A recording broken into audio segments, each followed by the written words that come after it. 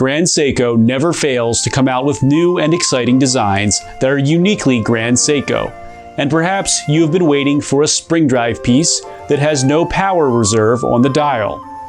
If you have, your wish has been granted with this SBGY007, which is known as the Omiwatari.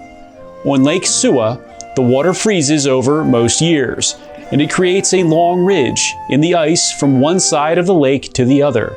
Legend has it that this area is called the Omiwatari, or where the gods walk out over the ice, in Japanese.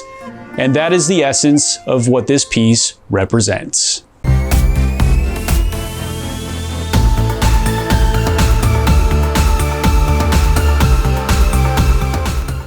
What's up everyone, it's Chris with the Little Treasury channel. Welcome back. This is where we bring you awesome watch content at least once a week. And if you haven't already, please make sure to smash that subscribe button and hit the notification bell to be alerted as soon as we upload.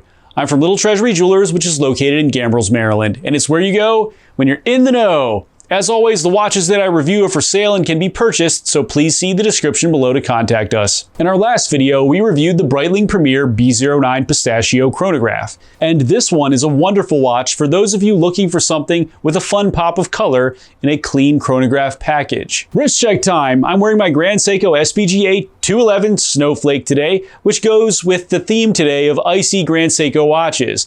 Now tell me which watch you're wearing today while watching the video, and make sure to tell me why. Now let's go ahead and get on to the features. My measurements for the SBGY007 Omiwatari are a 38.5mm case width, a 10.3mm thickness, a 42.6mm lug to lug, a 19.5mm lug width, and weighing in at 67.49 grams.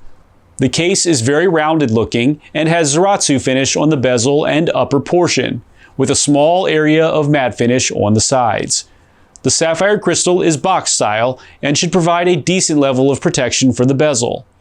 A non-screw down crown can be found at the 3 position and has the GS logo on it.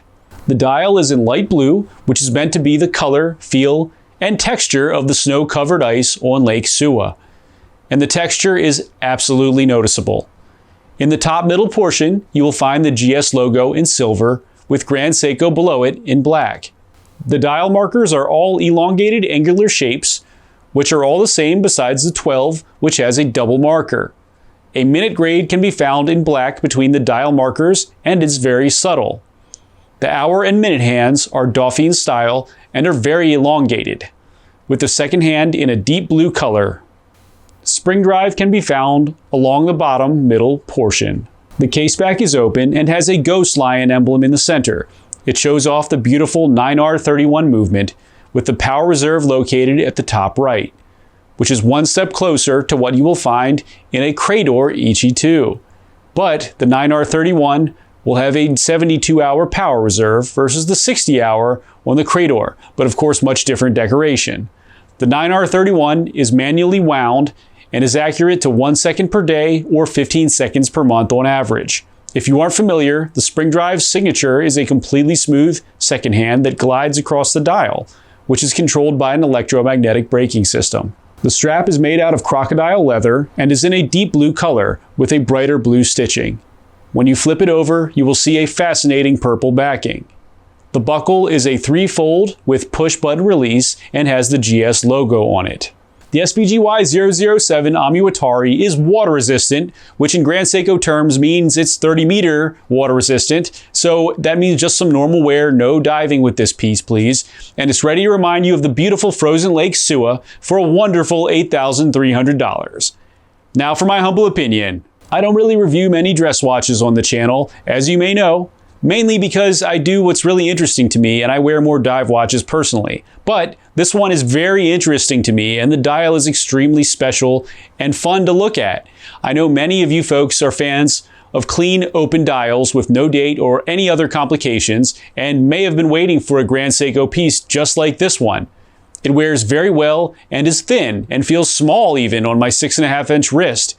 But the dial has a great amount of presence to it. I'm a fan of the power reserve being located on the case back too, since it really isn't something that you need to see more than once when you pick up the watch in the morning to put it on and maybe wind it.